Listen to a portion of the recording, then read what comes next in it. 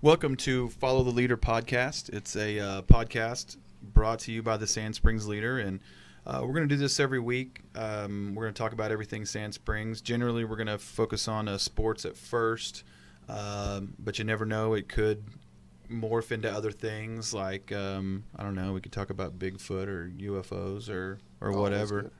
Speaking of Bigfoot, I've got my trusty sidekick, Rusty Gunn, pastor of Church That Matters, as my co-host. Rusty, how's it going? Doing well, man. Sizing in at 11 and 5'10" and spreading. Nice. Now, you're a big Sand Springs Sandites fan. I love the Sandites. You absolutely love the Sandites. It's obvious. And that's why I wanted you to help me with this podcast. You obviously know the kids. You know the history. You're at every game. You're at everything that you can go to, and you just love the kids.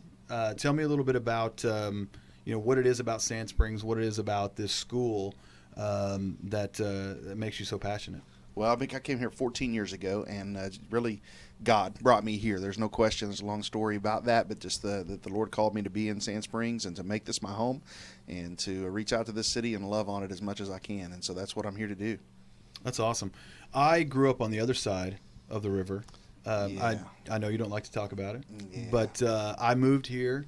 I've been the managing editor for several years, and I grew up here. I went to church here. So I got to know a lot of the people in the community, and whenever I got the job here as the sports guy, before I was hired as the managing editor, everyone was so awesome. I mean, they welcomed me with open arms, and it's been really good, and I've really enjoyed it. And what's funny is I found myself rooting for Sand Springs. Has that been hard? At first, it was. I'm not gonna lie, just because I was programmed as a kid. You don't root for your rivals and all that. And now I literally consider myself a full-fledged fan. My son graduated from that school last year, and so I really don't have any ties to it. And this year has been really fun to watch the sports so far. I mean, softball's been awesome. Amazing. Football's been awesome. And then you talk about Cheyenne Walden and the cross country team, and then the girls team itself, made it to the state meet. It's just been really fun. Watching the big signing days this week, all of that, just the continued excellence and growing of the programs here in Sand Springs. Absolutely. It's probably, for me, it's one of the most impressive signing weeks that I've been a part of. And to see that many kids go to D1 schools was so impressive. But to see that many kids go to D1 schools right here in Oklahoma was even more impressive to me, because some kids want to get away from their home. Right. But these kids, Jake Terry, Cheyenne Walden, Sydney Pennington, Dayton Fix, who am I leaving out? Another D1. If I am, I'm sorry. But to see those guys, stay right here in Oklahoma. The three of them went to Oklahoma State.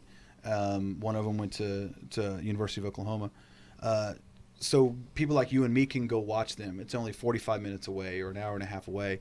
But to see them represent not only the town of Sand Springs, but the state, next year. It's a beautiful thing. And it's a beautiful thing to see them not want to go so far away from home. And I think that's something unique about Sand Springs and this community. Oh, absolutely. And so, let's jump into it. This is our first podcast of hopefully many, and let's get it going. Right on. All right, we're here with Hunter Greathouse and Peyton Scott, football players for the Sand Springs football team. Guys, we're just going to talk a little bit about the season, just so that people out there can get to know you guys a little bit better. You guys are having a really good year. You guys made it to the state finals last year. You're in the state semifinals this year. You guys lost a close game to Bixby in the finals last year, and now you're playing them in the semifinals. And I want you guys to both answer this question. And Hunter, you can go first. Did you guys feel that there was pressure to get back to the finals this year since you guys were there last year? I mean, I think so, because we lost a lot of great seniors on defense last year, so offense had to step it up a little bit and carry the team more. Well, I just think that, getting to the state championship is like the goal every year, so there's always pressure to make it, but to win it is more pressure. So with those high expectations coming into this season, the first 2 non-district games this season, pretty tough teams that you guys played. Man, do you think that kind of made people underestimate you? I mean, as we go into, number 1, Muskogee, do you feel like they kind of just didn't really expect what you had to bring? I mean, absolutely. It's going 0-2 to start the season is always, it's not what you plan, and it kind of gives people to think about you like you're the underdog, and those are just 2 really tough games, and we really just stepped it up. I kind of think it was good for us to get beat the first 2 games to, let us know that, it's not easy making it back to the state championship. I really thought it was good to see really good opponents out, in the first 2 games, then get to, our first district game and, lay an egg, because we haven't seen a good, team in the postseason. Yeah. Now, okay, you guys talking about the first 2 games of the season, they were polar opposites of each other. The first 2 games, Pulaski was an amazing team. They're probably one of the better teams in the country. And then against Choctaw, you guys were winning the entire time, late touchdown. You guys lose, I think, by 3.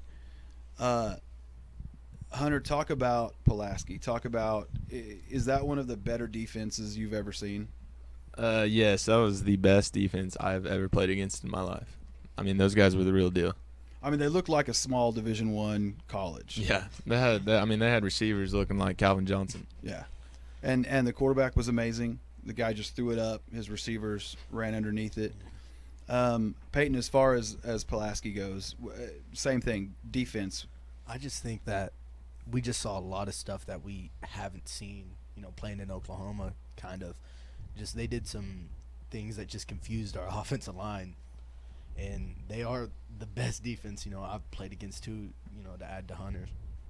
Okay, Peyton, so when you came into this season, and you've obviously had a good rushing career already here with Charles Bates High School, did you have a goal in mind in terms of yardage or touchdowns? Oh, yeah, I had 2,000, it's on my lock screen right here, and that's just a goal of mine because, I look at my favorite running backs of all time. They've all rushed for 2,000 yards, and that's a big goal for any running back. All right. What about touchdowns? Do you have a goal when it comes to touchdowns? Well, I just try to score as many as I remember can. when you were a freshman, it was like we couldn't get you in the end zone. You would run all the way down the field. You could run 99 yards, but you would trip on the 1 yard line or something, and then they'd pull you out. I mean, that's how it is sometimes, and it's still like that. Hunter gets his Quincy's in, and, Best play in the book. Now, Hunter, you've followed some pretty awesome quarterbacks throughout the years. Cody Hale was really good. Connor Sitton, Johnny Deaton, those guys. When you were watching those guys as a kid, did you see what they were doing and say, "Hey, I'm going to do that. That's what I'm going to do one of these days"? Because you didn't play quarterback when you were a kid, right? No, not at all. I mean, it was Cody Hale played with my brother Jacob Sigmund, one of his go-to receivers, and I always watched them growing up and looking up to those guys and thinking those guys are absolute studs. And now, to the records, me and Cody are neck and neck, and it's just, it's a pretty good feeling. Now, were you mainly baseball whenever you were younger, or did you do both? I played football, baseball, and basketball my whole life, and I quit basketball 7th grade, and I just started focusing on football and baseball. Okay. So some of the plays, Hunter, can be kind of difficult to call out.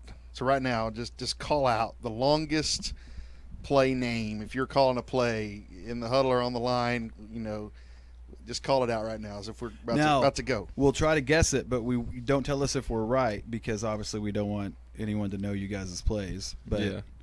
give us one that's difficult. Probably Rex Bozo, 87, curl out. All right, what do you think it is? Well, it's a pass play, obviously, I think. So we're going to be lined up with a right formation for the back. And let's see, the wide out on the right side is going to be running the curl route. Am I anywhere close? I don't even know. Kind of. Something like that. Okay, this is what I think it is. Okay, I'm not going to be as detailed. Yeah, go. But I think what's going to happen is Hunter's going to drop back. He's going to deliberately throw it at the lineman of the opposing team. It's going to pop straight up in the air. Yeah. He's going to catch it. It's part of the play. Then he's going to scramble to his right, scramble to his left, get hemmed in on the sideline, flip it to anybody. We'll say Josh Tabor. Flip it to him, and then he runs about 13 yards for a touchdown, 2-point conversion, whatever. That's a good play, but I don't think that's the name of that one. Yeah, that one's actually Oklahoma land run to the right. Yeah, that was drawn up in the book. That was actually the play. I totally believe it. Okay, now I'm going to ask you about that play. Josh Tabor got a lot of credit for that play. So now's your opportunity to let everybody know that it would not have happened had you not. This is Hunter. This is Hunter right here. Had you not caught your own pass, it would have never happened. He's the one who got across the goal line, so I mean, he's a great kid. Yeah, you got to say that about your teammates. Peyton, where were you on that play? Oh, I was going around in a circle. Just running around in circles? Peyton was going rover. Oh, yeah, I went rover for a second. Is that like on the electronic football where it just vibrates in a circle? Yeah. Well, like, I had to block a D tackle, and I didn't know what was going on. I thought he could throw it forward one more time, so I was waiting, trying to I was actually yelling that. I yelled at him to throw it again and then realized he couldn't. Yeah. And then a lot of people were. Yeah, it was too late to block.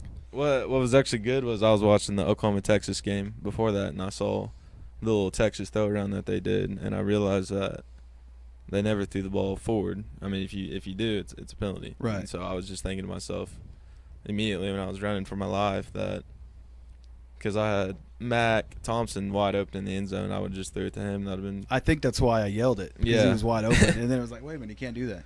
Yeah, so I just took off, and I saw they got a pretty good safety. He's D1 guy, and I was like, man, there ain't no getting around this. There ain't no getting around him. So, I mean, it could have been Lincoln Adams for all I care who tossed it back to. But Lincoln. Okay, now I guess we should probably explain what happened. For anybody listening who doesn't know, you guys were playing at the time #1 Muskogee. The game went back and forth in the fourth quarter. You guys are down. What would the score have been at that point? It was 16-23, right? yeah, I think so. And then you guys scored. So it was 25-24 Muskogee. You had to have a 2-point conversion to win. Yep. Guys go for 2, and then just exactly what we said happened. Hunter threw it. It was tipped. He caught it. You scrambled around, tossed it to Tabor. Tabor wins. After that happened, it goes viral, and not just local viral. It was on ESPN. It was their #1 play of the day, and then people talked about it. They shared it on Facebook, on Twitter. It went nuts. And obviously, you guys were both in the video. There were several videos that circulated. But what did that mean for you guys to be on something like SportsCenter? I mean, they show professional clips.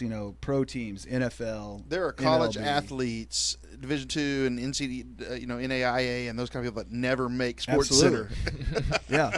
So if you guys never do anything for the rest of your lives, you can always say you've been we're on on SportsCenter. ESPN. Yeah. #1 play. I mean, So what did that feel like? I mean, it was I was laying in bed about 12:30, It was about 2. maybe 2. Yeah, I was pretty hyped up. Yeah, it popped up on my Twitter. And someone texted me saying that we were on ESPN, and I'm thinking, oh my gosh. So I go wake up my dad, who has to go to work at 4 in the morning, and I say, "Hey, Dad, I mean, I think we're on ESPN." And he goes, "What?" He goes, "No, you're not." I said, "I swear." And so we're sitting here waiting and waiting and waiting, and it comes on, and the countdown starts, and I'm thinking, "Oh my gosh, my dad's gonna be so mad at me that we're not even on it. He's got to go to work in 2 hours." And it showed it, and it was speechless, really. My dad actually woke up the whole house yelling, "My son's on Sports Center," and it was a pretty awesome feeling. What about you? I mean, Hunter tagged me in it on Twitter, and I woke up around 4 in the morning, just laying in bed sore, and I was like, "Oh, well, that's something right there."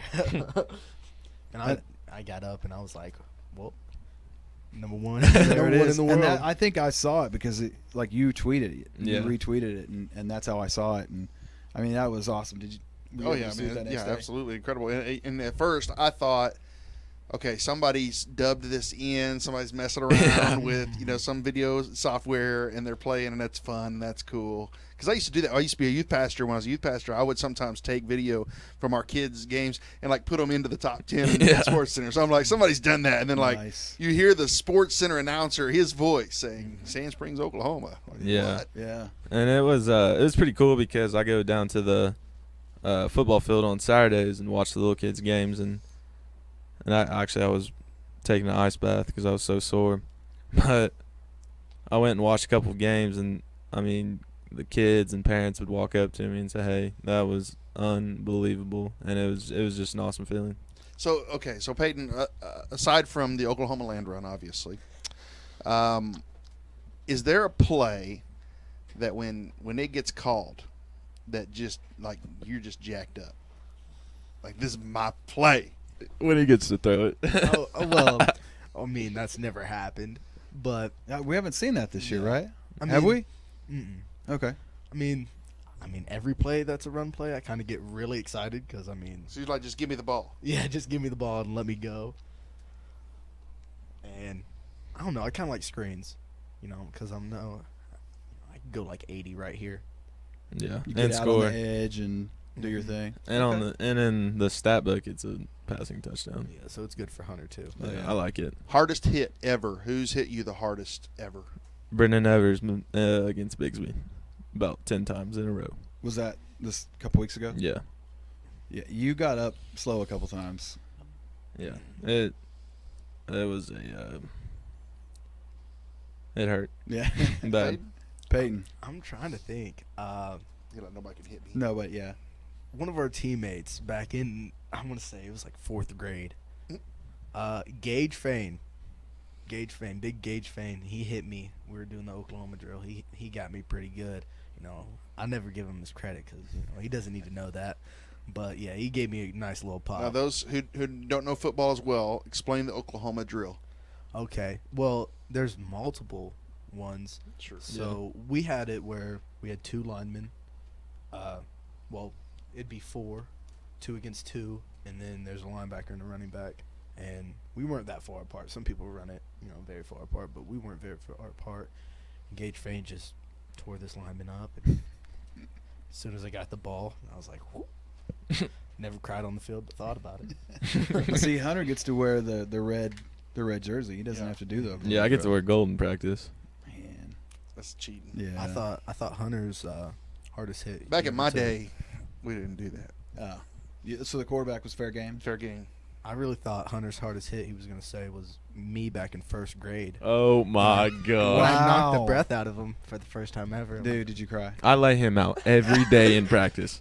I was Every playing day. up. I was playing up with 2nd graders, and I gave him what he deserved for a second. Oh my god!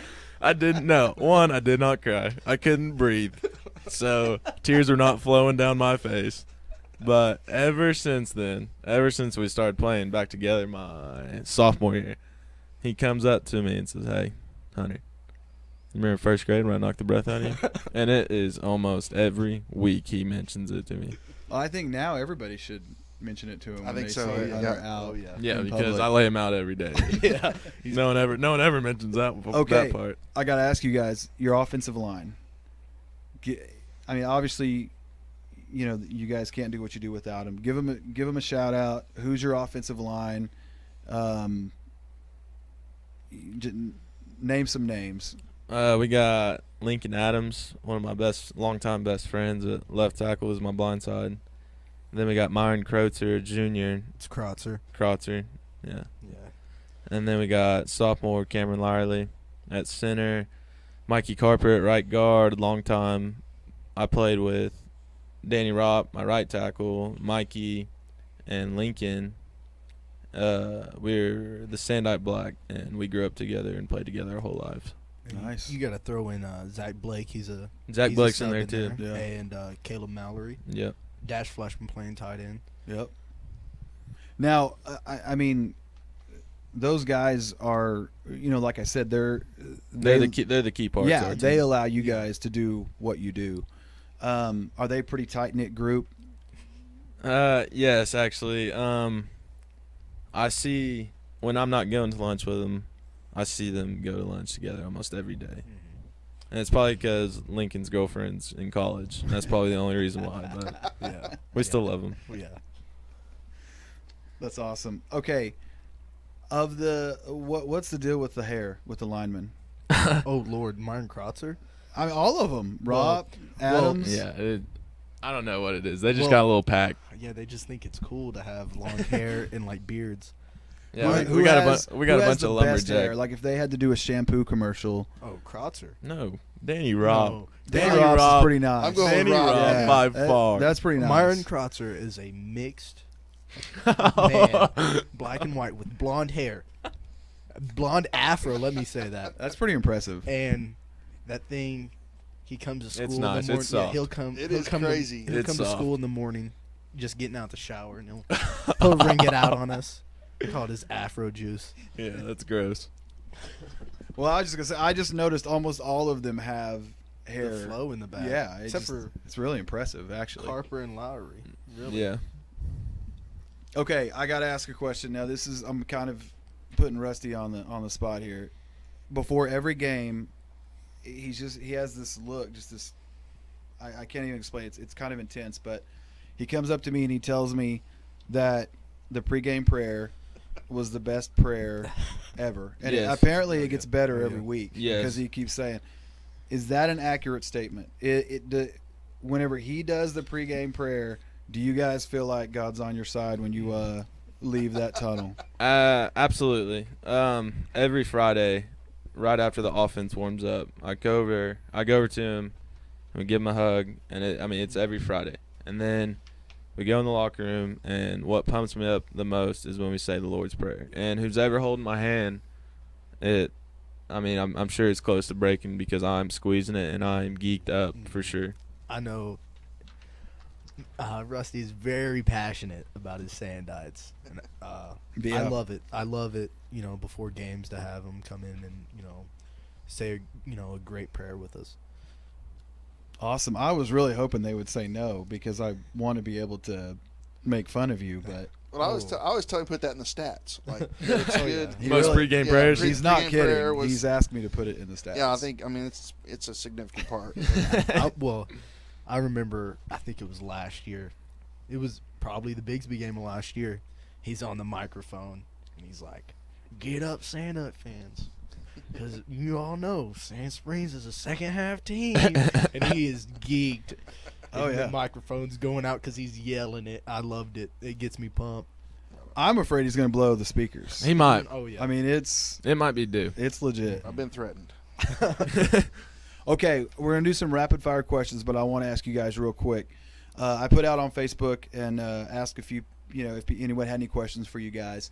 And a buddy of mine, Aaron Hughes, asked a few questions. And he asked if you guys have any pregame rituals or superstitions that you guys go through before every game.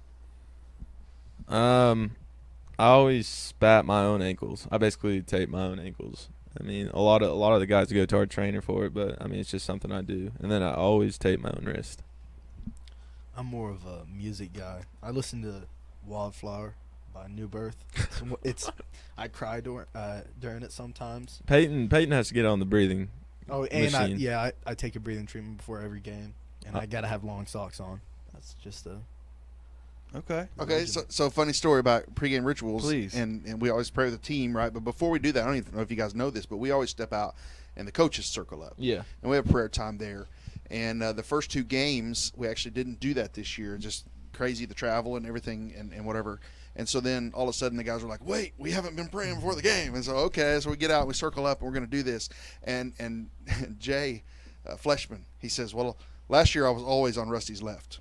And so, and I said, come on, guys, we're not superstitious here. And Dusty Kennard goes, no, we're not superstitious, but Jay, you stand on Rusty's left. Oh, yeah. Coach Kennard is one of the most superstitious persons I know. And he loves his Cubs, which we love to give him crap Yeah, about baby. it. But we can't. Rusty. Yeah, Rusty's yeah. a Cubs Yeah, fan. but- I forgot about that. But we can't really give him crap anymore because I know. they was won good. it. So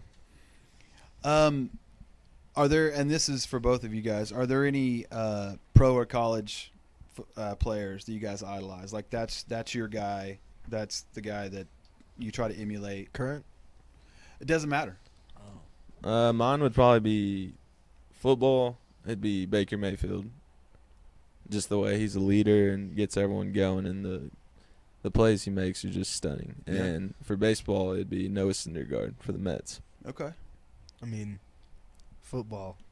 I mean, I'm named after Walter Payton. So I mean, Walter Payton and Eric Dickerson. I just love those 2 guys. Yeah. And all the small running backs because, I'm only 5'3" and 1/4. 5'2". True. When I see you run, it reminds me a little bit of Quentin Griffin. Mm-hmm. You know what I mean? It's just you're just like a water bug. You just come out of the line and you're off. So, personal highlight. Do you guys have one particular play that is your all-time favorite that you personally have done? Mine would probably be this year against UConn. I dropped back to pass. No one was open, and then I took off up down the field. We were probably on the 20, and this guy was about to tackle me probably on the 6, and I hit the old circle button and spun out of his shoes, and he went whiffing, and then I scored. It was pretty awesome. I do remember that. That was pretty good. All right, Peyton. I think it has to be last year. State championship. No. That was a good one. But the first time we played Bigsby, Hunter, we run an option to the boundary side of the field. Which is the short side, if y'all don't know. He pitches it to me. I break like 5 tackles. It was like the most impressive run ever. I didn't even know what was going on. And I was like real close to scoring, but it was one of my favorite plays. And a funny thing about that play I mentioned in the state championship when he scored was, I think we were coming out of a timeout and we're running out to the ball, and I go, "Hey Peyton," I said, "You having fun?" And he said, "What?" I said, "You having fun?" "Yeah." And we're lined up, and I said, "I love you." He goes, "I love you too." I said, "Set, go," and then he scored. Aw. That's pretty awesome. Yeah, so That's pretty awesome. I'll remember That's that good. forever. That's good stuff right there. Yeah, you'll never forget that. Yeah. So we got some rapid fire, and then I want to do a speed round with Hunter. So let's do these rapid fire questions. Okay, the rapid fire questions are more, they're Sand Springs football related. All right, and a lot of them about the history of Sand Springs. So Hunter, I'm going to start with you. What quarterback has the record for most passing yards in a season, and what is that record? Cody Hale, probably around 2,400. Not bad. Cody Hale, 2,416. Yes. Oh man. Okay, Peyton. What are the most points scored in a single game by a Sand Springs football team? Do we have the year? It's actually 1938. 1938. Yeah. I'm going like, Josh. I don't know, like 78 points? That was close. 67. Oh, 67. Oh. Yeah, we were talking about last year against Nathan Hale. No. I knew that one. Coach Kennard mentioned it. We've knocked on that door, but we hadn't been there yet. Yeah, we were close. Okay. Hunter, Cody Hale, we talked about him, holds the record for TDs in a season. How many? What's the record? 22. That is correct. Peyton, most rushing touchdowns in a season for Sand 21. Springs. Oh yeah, that's right. 21. Yeah, 21. Yeah. I can tell you the rushing yards too. So, okay. I'm gonna go with Peyton again. Who holds the record for most rushing touchdowns in a season? There are 3. Name 2. There's 3. Yeah. Okay, I got it. Okay. Pedro. Yeah. Pedro Negron. Deaton, right? And Dixon, right? Okay, well you got 2 of them Dixon, because okay. Dixon, yes.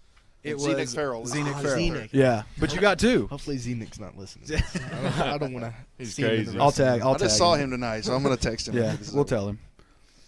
All right, Rusty. All right, so we're going to go Hunter. Who did you beat in the first round of the playoffs last year? Stillwater blew him out. You got it. That is correct. Peyton, how many sacks did Delvin Jordan have last year? Okay. I'm going. I don't know, like 15. It was 5. 5? What? I know. It was low. I was surprised too. Well, I think change of position and, Yes. and just Oh know different. Dang.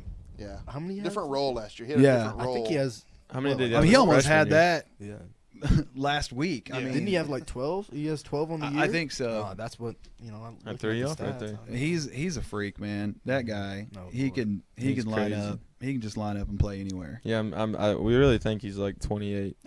We really do. He's 32. I With swear, 5 kids. we were in 3rd grade, and we were taking off our pads after a game. Chest hair. And I look at him, and he lifts his arms, and he has a full bush of armpit hair. And he hasn't grown since. Like, he's still the same size. He I'm was third thinking, grade. oh my gosh. Fastest man I've ever seen This- when I was a young kid. I was like, oh my gosh, animal. he's a grade above me. Yeah, this guy is massive. Hunter, 2015. You beat Sepulpa 44-10. How many touchdown passes did you throw in that game?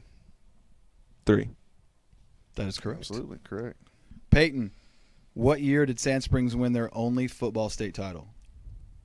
66, right? That is correct. Ooh. What Sand Springs teams have won state championship titles? There are 3. Oh, okay. Girls basketball. Yes.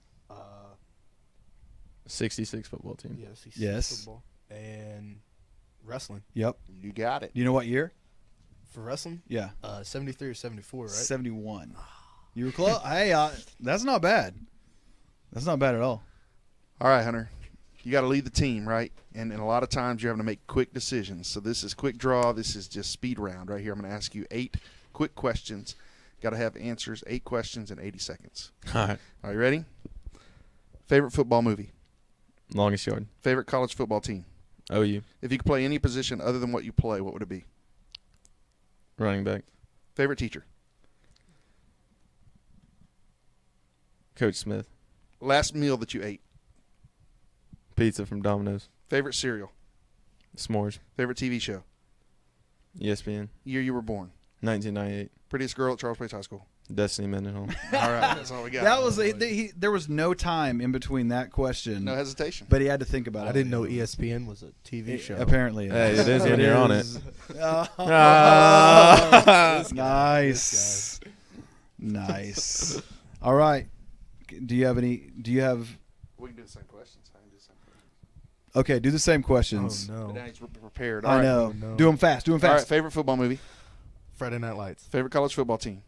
Florida State or USC. If you could play another position, what would it be? Quarterback. Favorite teacher? Miss Charleston. Last meal you ate? Fish. Favorite cereal? Captain Crunch. Favorite TV show? Atlanta. Year you were born? 1999. Prettiest girl in school? Shaylee Morey. Oh, Lord. Hopefully she doesn't hear that. I was glad his answer wasn't the same. The same? as- Yeah, yeah, yeah, we're about to fight. It would have been It's weird. been a little awkward. Destiny Mendenhall? Oh, no. Tomorrow's game would have been interesting. Yeah. Well, and that's the thing. Last question. Tomorrow's game, semifinal game against Bixby, they have been kind of a thorn in you guys' side. They won the first meeting, but last year you guys beat them regular season, and then they beat you guys in the playoffs. Just real quick, each one of you guys talk about how much the game means, the team's prepared, just kind of your feelings on what what tomorrow night means for you guys. Being a senior and knowing that I played football for 15 years, and going out there knowing this could be your last game immediately flips a switch inside your head, thinking you got to ball out every play. And the coaches, they've been preaching it's our time. You know, we made it to the semis one year, then made it to the championship and lost the championship. And then so now it's just kind of our time to and it's 50 years since this last time we won it. So, I mean, this would be a good we're time. due, you know? Yeah. Peyton, same thing. I mean, it's important. You know, I love all our seniors, and I love, you know, our team. And it's just going to be, you know, it'd be something great for this community, our team, you know, our coaches, to get back to somewhere, you know, we were last year and, you know, hopefully win it.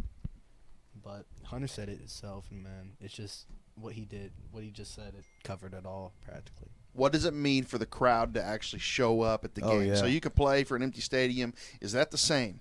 Or does it really the crowd impact you when you're on the field? I mean, when we score, when Casey Bells or Mac Thompson or Caleb Walsh or Peyton or Dash goes across the goal line, and we hear our fight song, I mean, and everyone just goes crazy. Yeah, strike the band. Strike the band. And it's one of the best feelings in the world when everyone's screaming and yelling, and then you go to school the next day or you get phone calls later that night saying great game. And you know, and I'll just take it back to last year's state championship game.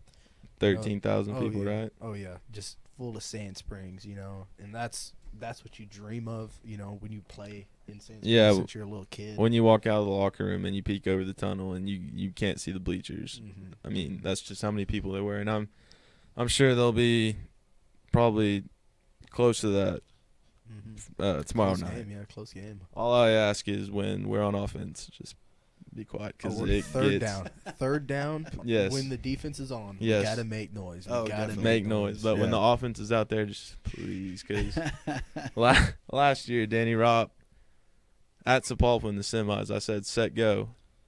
And he couldn't hear me. I mean, it was just insane. That's how loud it was. And we love it. I love it when defense is on and everyone's just going crazy.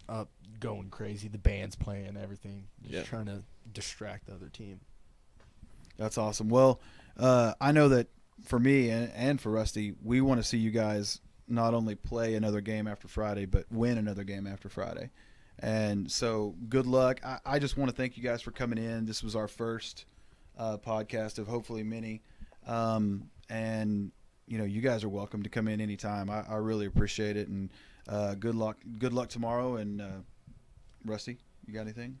Love you, boys. Love you too. Rusty. Guys, thanks for coming in. I appreciate it. All right, thank you. You.